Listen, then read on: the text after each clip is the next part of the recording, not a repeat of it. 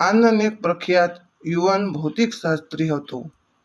તેને પરદેશમાં અભ્યાસ કર્યો હતો અને તેના માટે દરેક વસ્તુ પાછળ તર્ક હોવું જરૂરી હતું. શ્રદ્ધા એ આરાધ્યમાં તેને ખાસ રસ નહોતો.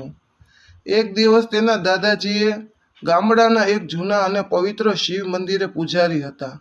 તેમણે આનંદને પત્ર લખીને બોલાવ્યો. દાદાજીની ઈચ્છા હતી કે આનંદ ગામડે આવે અને મંદિરના શિવલિંગનું રહસ્ય સમજે.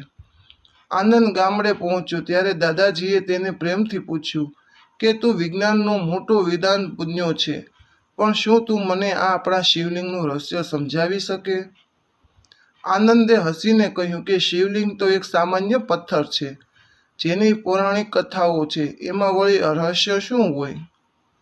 દાદાજીએ શાંતિથી કહ્યું કે પથ્થર તો કદાચ તારી આંખો જોઈ રહી છે, પણ જે તત્વ એમાં છુપાયેલું છે તેને જોવા માટે જ્ઞાન નહીં પણ અનુભવ જોઈએ. તું આ અઠવાડિયે અહીં રોકા અને મહાદેવની સેવા કર, એટલે તને તારો જવાબ મળી જશે. શરૂઆતમાં આનંદને આ બધું સમયનો બગાડ લાગ્યો, પણ દાદાજીની વાત માનવા માટે તો તેને મંદિરમાં સવારે અને સાંજે સમય વિતાવવા લાગ્યો. મંદિર નદીના કિનારે એક શાંત પહાડી પર હતું અને શિવલિંગ પર સતત એક એક ટીપું જળ અર્પિત કરતી જલધારી ટકેલી હતી. આનંદે એક વૈજ્ઞાનિક નજરે અવલોકન કરવાનું શરૂ કર્યું કે શિવલિંગનો આકાર ઈંડા આકાર કેમ છે, તેના પર સતત પાણી કે દૂધનો અભિષેક કેમ કરવામાં આવે છે, અને શિવલિંગની આસપાસ એક અલગ જ પ્રકારની શાંતિ અને કંપન કેમ અનુભવાય છે. જેમ જેમ દિવસો વીતવા લાગ્યા, આનંદના મનમાં ભૌતિક વિજ્ઞાન અને પ્રાચીન શાસ્ત્રો વચ્ચેનો સેતુ બંધાવા લાગ્યો. એક સાંજે મંદિરે એક વયોવૃદ્ધ સંન્યાસી આવ્યા અને આનંદને તેમને પોતાના મનની મૂંઝવણ કહી કે શિવલિંગ શું છે અને શું આ માત્ર એક પ્રતીક છે કે એની પાછળ કોઈ ઊંડું રહસ્ય છે.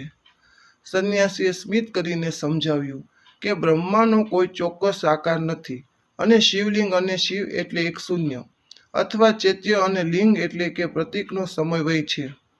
સંસ્કૃતમાં લિંગનો અર્થ ચિહ્ન થાય છે.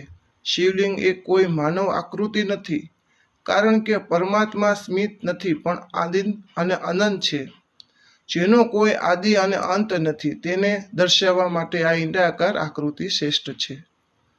તેમણે વધુમાં કહ્યું કે આધુનિક વિજ્ઞાન જેને બ્રહ્માનો આકાર કે કોશિંગ એક કહે છે, એ જ આપણા ઋષિમુનિઓને બ્રાહ્મણ અને શિવલિંગ રૂપે દર્શાવ્યો છે. શિવલિંગની નીચેની પીઠિકા એ પાર્થ છે અને ઉપરનું શિવલિંગ છે એ ઉર્જા છે, અને આ ઉર્જા તથા પદાર્થનો સંગમ આખી સૃષ્ટિ ચલાવે છે. આનંદ આ સાંભળીને આશ્ચર્યચકિત થઈ ગયો અને તેને પૂછ્યું કે તેના પર સતત જળ અને બીલીપત્ર ચડાવવાનું કારણ શું છે. ત્યારે સંન્યાસીએ સમજાવ્યું કે શિવલિંગ એ બ્રહ્માંડીય ઉર્જાનો મોટો સ્ત્રોત છે. પ્રાચીન કાળમાં શિવલિંગ વિશિષ્ટ અને કિરણોત્સર્ગી ગુણ ધરાવતા પથ્થરોમાંથી બનાવવામાં આવતા હોવાથી તેના અપાર ઉર્જા અને ગરમી ઉત્પન્ન થતી, જેને નિમંત્રણ અને શાંત રાખવા માટે જળ, દૂધ કે પંચામૃતનો અભિષેક થાય છે. જ્યારે બીલીપત્રમાં ઉર્જા શોષવાની અદ્ભુત શક્તિ છે અને ભસ્મ એ અહંકાર નાસ્તિક પ્રતીક છે.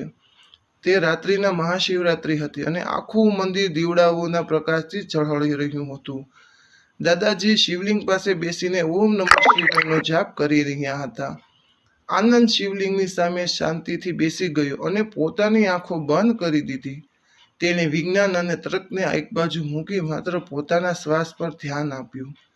ધીમે ધીમે તેના મનનો ઘોંઘાટ શાંત થવા લાગ્યો અને તેના હૃદયમાં એક અનોખો સ્પર્શ અનુભવાયો. તેને લાગ્યું કે આ આખું બ્રહ્માંડ, પહાડો, નદીઓ અને તેનો પોતાનો શ્વાસ બધું જ એક જ તાલમાં ધબકી રહ્યું છે.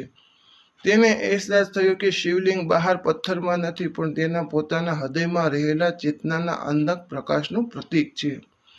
અને જ્યારે માણસ પોતાના અહંકાર અને શંકાઓને છોડી દે છે, ત્યારે તેને પોતાનું મૂળ સ્વરૂપ એટલે કે શિવ સમજાય છે.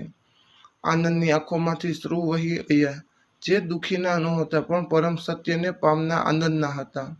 બીજી સવારે આનંદે શિવલિંગ સામે માથું નમાવ્યું ત્યારે દાદાજીએ પૂછ્યું કે શું તને તારા પ્રશ્નનો જવાબ મળ્યો?